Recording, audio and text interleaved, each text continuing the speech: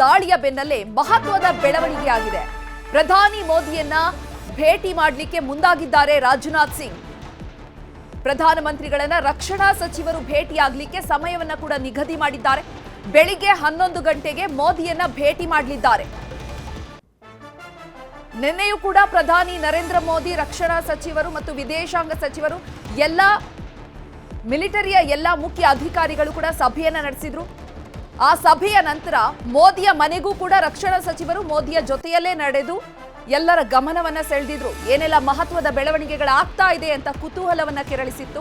ಇವಾಗಲೂ ಕೂಡ ಬೆಳಿಗ್ಗೆ 11 ಗಂಟೆಗೆ ಪ್ರಧಾನಿ ಮೋದಿಯನ್ನ ರಕ್ಷಣಾ ಸಚಿವ ರಾಜನಾಥ್ ಸಿಂಗ್ ಭೇಟಿ ಮಾಡಲಿದ್ದಾರೆ. ಉಗ್ರರ ಆಪರೇಷನ್ ಬಗ್ಗೆ ಮಹತ್ವದ ಚರ್ಚೆ ನಡೆಯಲಿದೆ. ಈಗಾಗಲೇ ಇಂಡೋ ಪಾಕ್ ಗಡಿಯಲ್ಲಿ ಸಾಕಷ್ಟು ಬೆಳವಣಿಗೆಗಳು ನಡೀತಾ ಇದೆ. ಯುದ್ಧದ ಕಾರ್ಮೋಡ ಆವರಿಸಿದೆ ಗಡಿಯಲ್ಲಿ. ಈ ಗಡಿಯಲ್ಲಿನ ಬೆಳವಣಿಗೆ ಬಗ್ಗೆ ಸಮಾಲೋಚನೆಯನ್ನ ನಡೆಸಲಿದ್ದಾರೆ. ಮುಂದಿನ ನಡೆ ಯಾವ ರೀತಿ ಇರಬೇಕು, ಭಾರತದ ನಿಲುವೇನು, ಪಾಕಿಸ್ತಾನ ಈಗಾಗಲೇ ಎಚ್ಚರಿಕೆಯನ್ನ ನೀಡ್ತಾ ಇದೆ. ನಾಲಿಗೆ ಹರಿಬಿಡ್ತಿದ್ದಾರೆ ಪಾಕ್ನ ಸಚಿವರು. ಈ ಕುರಿತಂತೆ ಭಾರತದ ಮುಂದಿನ ನಡೆ ಏನಾಗಿರುತ್ತೆ, ಆರ್ಮಿಯ ಕುರಿತು ಏನೆಲ್ಲ ಕಾರ್ಯಗತಗಳಾಗಬೇಕು, ಇದೆಲ್ಲವನ್ನ ಕುರಿತು ರಕ್ಷಣಾ ಸಚಿವರೊಂದಿಗೆ ಮೋದಿ ಮಾತುಕತೆಯನ್ನ ನಡೆಸಲಿದ್ದಾರೆ. ಪಹಲ್ಗಾಮ್ ದಾಳಿಗೆ ಕುರಿತಂತೆ ಮಹತ್ವದ ಬೆಳವಣಿಗೆಗಳು ನಡೀತಾ ಇದೆ. ಏನೆಲ್ಲ ಕ್ರಮಗಳಾಗಬೇಕು, ಯಾವ ರೀತಿಯಾಗಿ ಉಗ್ರರನ್ನ ಸೆದೆಬಡಿಬೇಕು, ಇಡೀ ಭಾರತದ ಕಣ್ಣು ಈಗ ಪಹಲ್ಗಾಮ್ನತ್ತ ನೆಟ್ಟಿದೆ. ಪಹಲ್ಗಾಮ್ನಲ್ಲಿ ಉಗ್ರರ ದಾಳಿಯ ತನಿಖೆ ಚುರುಕುಗೊಂಡಿದೆ. ಇನ್ನು ಎನ್ಐಎ ಈಗ ಉಗ್ರರ ದಾಳಿಯ ತನಿಖೆಯನ್ನ ಕೈಗೊಂಡಿದೆ. ಭರತ್ ಭೂಷಣ್ ಮನೆಗೆ ಎನ್ಐಎ ಅಧಿಕಾರಿಗಳು ಭೇಟಿಯನ್ನ ನೀಡಿದ್ದಾರೆ. ಕರ್ನಾಟಕದ ಇಬ್ಬರು ಪಹಲ್ಗಾಮ್ನಲ್ಲಿ ನಡೆದಂತಹ ಉಗ್ರರ ದಾಳಿಯಲ್ಲಿ ಮೃತಪಟ್ಟಿದ್ರು. ಅದರಲ್ಲಿ ಬೆಂಗಳೂರಿನ ಮೂಲದವರಾದಂತಹ ಭರತ್ ಭೂಷಣ್ ಮನೆಗೂ ಕೂಡ ಎನ್ಐಎ ತಂಡ ಭೇಟಿಯನ್ನ ನೀಡಿದೆ. ಎಸ್ಐಟಿ ತನಿಖೆಯನ್ನು ಆರಂಭಿಸಿತು ಮೊದಲಿಗೆ, ನಂತರ ನಿನ್ನೆ ಎನ್ಐಎ ತನ್ನ ಅಧೀನಕ್ಕೆ ತೆಗೆದುಕೊಂಡಿದೆ ತನಿಖೆಯನ್ನ. ಈ ತನಿಖಾ ಜವಾಬ್ದಾರಿಯನ್ನ ಎನ್ಐಎ ತೆಗೆದುಕೊಂಡ ಬಳಿಕ ಈಗ ಬೆಂಗಳೂರಿನಲ್ಲಿರುವಂತಹ ಭರತ್ ಭೂಷಣ್ ಮನೆಗೆ ಕೂಡ ಭೇಟಿಯನ್ನ ನೀಡಿ ಎಲ್ಲ ಮಾಹಿತಿಯನ್ನ ಕಲೆ ಹಾಕ್ತಾ ಇದೆ. ಭರತ್ ಭೂಷಣ್ ಪತ್ನಿ ಸುಜಾತಾ ಅವರಿಂದ ಮಾಹಿತಿಯನ್ನ ಸಂಗ್ರಹಿಸ್ತಾ ಇದ್ದಾರೆ ಎನ್ಐಎ ಅಧಿಕಾರಿಗಳು. ಉಗ್ರರು ನಡೆಸಿದಂತಹ ದಾಳಿ ಬಗ್ಗೆ ಮಾಹಿತಿಯನ್ನ ಪಡೀತಿದ್ದಾರೆ. ದಾಳಿ ವೇಳೆ ಎಷ್ಟು ಜನ ಇದ್ರು, ಎಷ್ಟು ಜನ ಅಲ್ಲಿ ಜನಸಂಖ್ಯೆ ಸೇರಿದ್ರು, ಉಗ್ರರು ಎಷ್ಟು ಜನ ಬಂದ್ರು, ಯಾವ ರೀತಿಯಾಗಿ ದಾಳಿ ನಡೆಸಿದ್ರು, ಏನೇನೆಲ್ಲ ಮಾತುಕತೆ ಆಯ್ತು, ಆ ಸಂದರ್ಭದಲ್ಲಿ ಉಗ್ರರು ಬಂದು ಯಾವ ರೀತಿ ಮಾತನಾಡಿದ್ರು, ಏನೆಲ್ಲ ಪ್ರಶ್ನೆಗಳನ್ನ ಕೇಳಿದ್ರು, ಈಗಾಗಲೇ ಆರೋಪವನ್ನ ಮಾಡ್ತಿದ್ದಾರೆ. ಹಿಂದೂನಾ ಅಂತ ಕೇಳಿ ಹತ್ಯೆಯನ್ನ ಮಾಡಿದ್ರು ಅನ್ನುವಂಥದ್ದು ದೊಡ್ಡ ಸುದ್ದಿ ಆಗ್ತಾ ಇದೆ. ಇದಕ್ಕೆ ಪ್ರತ್ಯಕ್ಷ ಸಾಕ್ಷಿಗಳು ಅಂತ ಅಂದ್ರೆ ಈಗ ಅಲ್ಲಿ ಹತ್ಯೆಯಾದವರ ಸಂಬಂಧಿಕರು ಏನಿದ್ರು ಆ ಸ್ಥಳದಲ್ಲಿ ಅವರ ಹೇಳಿಕೆ ಇಲ್ಲಿ ಪ್ರಮುಖ ಪಾತ್ರವನ್ನ ವಹಿಸುತ್ತೆ. ಈ ನಿಟ್ಟಿನಲ್ಲಿ ಈಗ ಬೆಂಗಳೂರಿನಲ್ಲಿರುವಂತಹ ಜಾಲಹಳ್ಳಿಯಲ್ಲಿ ಭರತ್ ಭೂಷಣ್ ಮನೆಗೆ ಎನ್ಐಎ ಅಧಿಕಾರಿಗಳು ಭೇಟಿ ನೀಡಿ ಮಾಹಿತಿಯನ್ನ ಸಂಗ್ರಹಿಸುತ್ತಿದ್ದಾರೆ.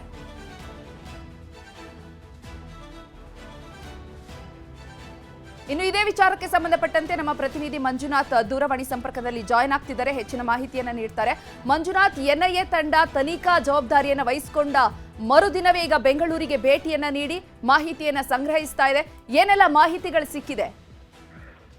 ಎನ್ಐಎ ಅಧಿಕಾರಿಗಳು ಶುಕ್ರವಾರದಂದು ಈ ಒಂದು ಭರತ್ ಭೂಷಣ್ ನಿವಾಸಕ್ಕೆ ಭೇಟಿ ಕೊಟ್ಟು ಮಾಹಿತಿಯನ್ನ ಸಂಗ್ರಹ ಮಾಡಿರುವಂತದ್ದು. ಅದರಲ್ಲೂ ಕೂಡ ಅಷ್ಟೇ ಭರತ್ ಭೂಷಣ್ ಮನೆಯಲ್ಲಿ ಯಾರೆಲ್ಲ ಈ ಒಂದು ಕಾಶ್ಮೀರ ಟ್ರಿಪ್ ಅನ್ನು ಹೋಗಿದ್ರು ಪ್ರತಿಯೊಬ್ಬರನ್ನು ಕೂಡ ಅಷ್ಟೇ ವಿಚಾರಣೆ ಮಾಡಿರುವಂತದ್ದು. ಬೆಳಿಗ್ಗೆ 7 ಗಂಟೆಗೆ ಬಂದಂತ ಎನ್ಐಎ ಅಧಿಕಾರಿಗಳು ಸಂಜೆ ಸುಮಾರು 7 ಗಂಟೆವರೆಗೂ ಸುಮಾರು 12 ಗಂಟೆಗಳ ಕಾಲ ಸುದೀರ್ಘವಾದಂತಹ ಮಾಹಿತಿಯನ್ನ ಕಲೆಕ್ಟ್ ಮಾಡಿರುವಂತದ್ದು. ಅದರಲ್ಲೂ ಕೂಡ ಅಷ್ಟೇ ಬೆಂಗಳೂರಿನಿಂದ ನೀವು ಯಾವ ಟ್ರಾವೆಲ್ ಏಜೆನ್ಸಿಯ ಮುಖಾಂತರವಾಗಿ ಹೋಗಿದ್ರಿ, ಜೊತೆಗೆ ಕಾಶ್ಮೀರದಲ್ಲಿ ಎಲ್ಲಿ ಉಳ್ಕೊಂಡಿದ್ರಿ, ಪಹಲ್ಗಾಮ್ಗೆ ಎಷ್ಟೊತ್ತಿಗೆ ಹೋದ್ರಿ, ನೀವು ಹೋದಂತಹ ಬಳಿಕ ಅಲ್ಲಿನ ವಾತಾವರಣ ಯಾವ ರೀತಿಯಾಗಿತ್ತು, ಯಾರಾದ್ರೂ ಅನುಮಾನಾಸ್ಪದವಾಗಿ ಓಡಾಟ ಮಾಡುವಂತದ್ದು ಏನಾದ್ರೂ ಕಂಡು ಬಂತ, ಜೊತೆಗೆ ಉಗ್ರರು ಅಟ್ಯಾಕ್ ಮಾಡುವಂತಹ ಸಂದರ್ಭದಲ್ಲಿ ನೀವು ಸ್ಪೆಸಿಫಿಕ್ ಆಗಿ ಎಲ್ಲಿದ್ರಿ, ಜೊತೆಗೆ ಉಗ್ರರು ಅಟ್ಯಾಕ್ ಮಾಡುವಂತಹ ವೇಳೆಯಲ್ಲಿ ಎಷ್ಟು ಜನ ಬಂದು ಅಟ್ಯಾಕ್ ಅನ್ನ ಮಾಡಿದ್ರು, ಜೊತೆಗೆ ಅಟ್ಯಾಕ್ ಮಾಡುವಂತಹ ವೇಳೆಯಲ್ಲಿ ಅವರು ಯಾವ ರೀತಿಯಾದಂತಹ ಒಂದು ಬಟ್ಟೆಗಳನ್ನ ಧರಿಸಿದ್ರು, ಯಾವ ಭಾಷೆಯನ್ನ ಮಾತಾಡ್ತಿದ್ರು, ಪರ್ಟಿಕ್ಯುಲರ್ ಆಗಿ ಅವರು ಆ ಒಂದು ಅಟ್ಯಾಕ್ ಮಾಡುವಂತಹ ಸಂಪೂರ್ಣವಂತ ಚಿತ್ರಾವಳಿಗಳು ಹೇಗಿತ್ತು ಅನ್ನುವಂಥದ್ರ ಬಗ್ಗೆ ಸಂಪೂರ್ಣವಾದಂತಹ ಮಾಹಿತಿಯನ್ನ ಈಗಾಗಲೇ ಭರತ್ ಭೂಷಣ್ ಅವರ ಪತ್ನಿ ಮಕ್ಕಳಿಂದ ಈಗಾಗಲೇ ಕಲೆಕ್ಟ್ ಮಾಡುವಂತ ಒಂದು ಕೆಲಸವನ್ನ ಮಾಡ್ತಾ ಇರುವಂತದ್ದು. ಜೊತೆಗೆ ಇನ್ನೊಂದು ಪ್ರಮುಖವಾದಂತಹ ವಿಚಾರ ಏನು ಅಂತಂದ್ರೆ, ಹಿಂದೂಗಳನ್ನೇ ಇವರು ಗುರುತಿಸಿ ಟಾರ್ಗೆಟ್ ಮಾಡಿ ಹೊಡೆದಿರುವಂತದ್ರ ಬಗ್ಗೆ ಕೂಡ ಈಗಾಗಲೇ ಪ್ರಶ್ನಾವಳಿಗಳನ್ನ ಕೇಳಿದರೆ ಪರ್ಟಿಕ್ಯುಲರ್ ಆಗಿ ಅಲ್ಲಿ ಬಂದಂತಹ ವೇಳೆಯಲ್ಲಿ ಅವರು ಏನಂತ ನಿಮ್ಮನ್ನ ಮೊದಲನೇದಾಗಿ ಪ್ರತಿಕ್ರಿಯೆಯನ್ನ ಕೊಟ್ಟರು, ಭರತ್ ಭೂಷಣ್ ಅವ್ರು ಬಂದಂತಹ ವೇಳೆಯಲ್ಲಿ ಏನು ಮಾಡ್ತಿದ್ರು ಅನ್ನೋದ್ರ ಬಗ್ಗೆ ಕೂಡ ಈಗಾಗಲೇ ಮಾಹಿತಿಯನ್ನ ಕಲೆಕ್ಟ್ ಮಾಡ್ಕೊಂಡಿದ್ದಾರೆ. ಇದರ ಜೊತೆಗೆ ಇನ್ನೊಂದು ಏನು ಅಂತಂದ್ರೆ ಅಲ್ಲಿ ಆ ಒಂದು ಫೈರಿಂಗ್ ಆಯ್ತಲ್ಲ, ಆ ಒಂದು ಫೈರಿಂಗ್ ಆದಂತಹ ಸನ್ನಿವೇಶದ ಬಗ್ಗೆ ಕೂಡ ಅಷ್ಟೇ ಕೂಲಂಕುಷವಾದಂತಹ ವಿಚಾರಣೆಯನ್ನ ಮಾಡಿರುವಂತದ್ದು. ಅದರಲ್ಲೂ ಕೂಡ ಅಷ್ಟೇ ಭರತ್ ಭೂಷಣ್ ಅವರ ಪತ್ನಿಯಿಂದ ಸುಮಾರು 5-6 ಗಂಟೆಗಳ ಕಾಲ ಮಾಹಿತಿಯನ್ನ ಸಂಗ್ರಹ ಮಾಡಿದರೆ. ಜೊತೆಗೆ NIA ಅಧಿಕಾರಿಗಳು ಕೂಡ ಅಷ್ಟೇ ಮಾಹಿತಿ ಸಂಗ್ರಹ ಮಾಡುವಂತದ್ರ ಜೊತೆಗೆ ಸುಮಾರು 14 ಜನ ಉಗ್ರರ ಒಂದಷ್ಟು ಫೋಟೋಗಳನ್ನ ಈಗಾಗಲೇ ಕಲೆಕ್ಟ್ ಮಾಡ್ಕೊಂಡಿದ್ರು.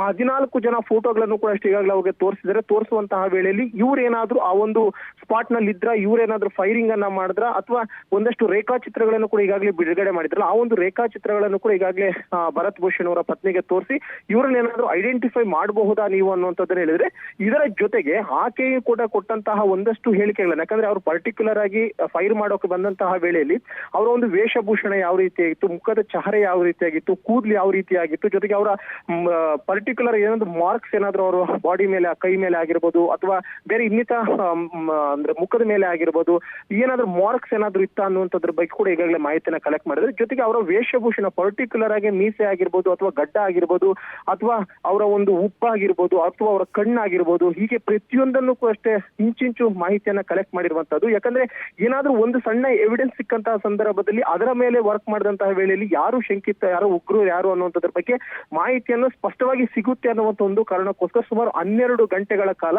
ಜಾಲಹಳ್ಳಿಯಲ್ಲಿರುವಂತಹ ಭರತ್ ಭೂಷಣ್ ಅವರ ನಿವಾಸದಲ್ಲಿ NIA ಅಧಿಕಾರಿಗಳು ಮಾಹಿತಿಯನ್ನ ಕಲೆಕ್ಟ್ ಮಾಡ್ಕೊಂಡಿದ್ದಾರೆ. ಅದರಲ್ಲೂ ಕೂಡ ಅಷ್ಟೇ ಭರತ್ ಭೂಷಣ್ ಅವರ ಪತ್ನಿ ಪರ್ಟಿಕ್ಯುಲರ್ ಆಗಿ ಪಹಲ್ಗಾಮ್ ನಲ್ಲಿ ಏನೋ ಒಂದು ಘಟನೆ ಆಯ್ತಲ್ಲ, ಸೊ ಆ ಒಂದು ಘಟನೆ ಬಗ್ಗೆ ಸಂಪೂರ್ಣವಾದಂತಹ ಮಾಹಿತಿಯನ್ನು ಕೂಡ ಈಗಾಗಲೇ NIA ಅಧಿಕಾರಿಗಳು ಕೊಟ್ಟಿರುವಂತಹದ್ದು. ಚಿತ್ರ, ಧನ್ಯವಾದ ಮಂಜುನಾಥ್ ತಮ್ಮೆಲ್ಲ ಮಾಹಿತಿಗಾಗಿ.